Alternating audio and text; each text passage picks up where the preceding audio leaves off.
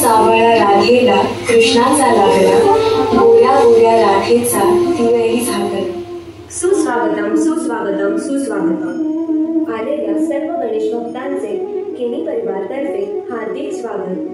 यावर्षी आम्ही पहिल्यांदाच गणपती बाप्पांसाठी चलचित्र सादर करीत आहोत. प्रत्येक युगात जेव्हा अधर्म वाढतो आणि धर्माचा नाश होतो तेव्हा परमेश्वर स्वतः पृथ्वीवर अवतार येतात. असाच एक अवतार प्रेमाचा, करुणेचा आणि नटखटपणाचाच म्हणजे श्रीकृष्ण.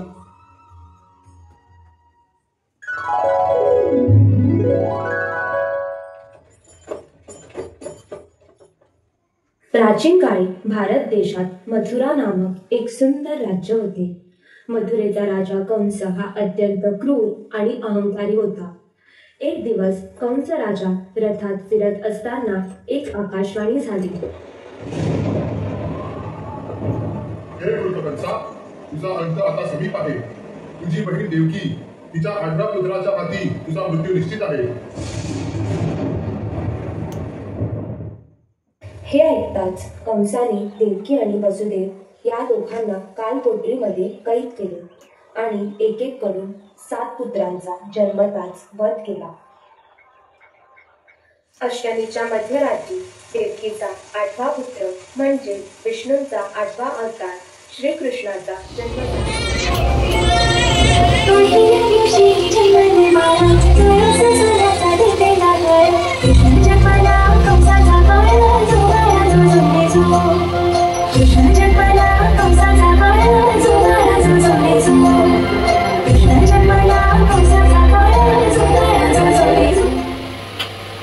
भगवान श्रीकृष्ण लहानपणी अगदी पोरकर होते.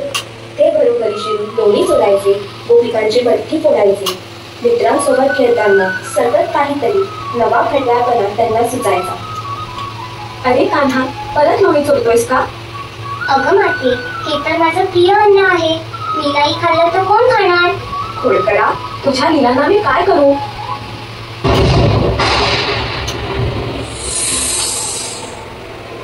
वृंदावनातील यमुना नदी कालिया नावाचा विषारी नाग राहतो. तो गोकुळवासियांना खूप त्रास देत असतो.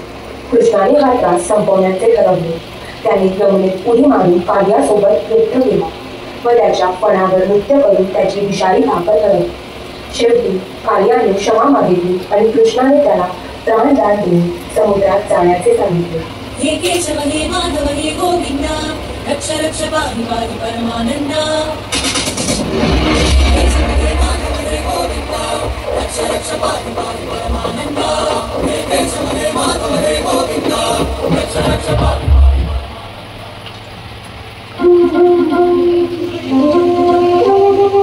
रंग सावळा राधेला कृष्णाचा लागला, गोऱ्या गोऱ्या राधेचा तिळही झाकला. कान्हा वाजवे व वासुरी राधा कृष्णा युगी झाली. कृष्ण घेता जवळी राधा गुलाबी लाजली. सृष्टीने मग एक प्रेम सोहळा पाहिला. रंग सावळा राधेला कृष्णाचा लागला.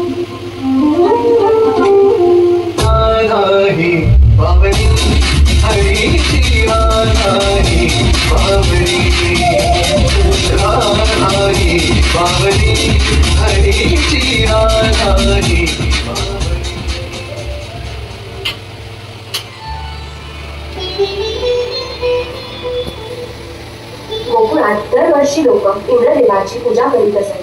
कारण त्यांना वाटायचं की इंद्रदेव पावसाचा देव आहे आणि त्यांच्या कृपेने पाऊस पडतो, शेती भरते, जनावरांना चारा मिळतो.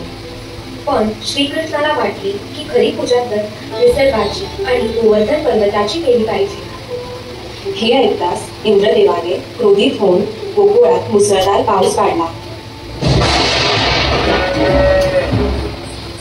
तेव्हा गोकुळवासियांना आधार देण्यासाठी श्रीकृष्णाने करंगळीवर गोवर्धन पर्वत उचलले.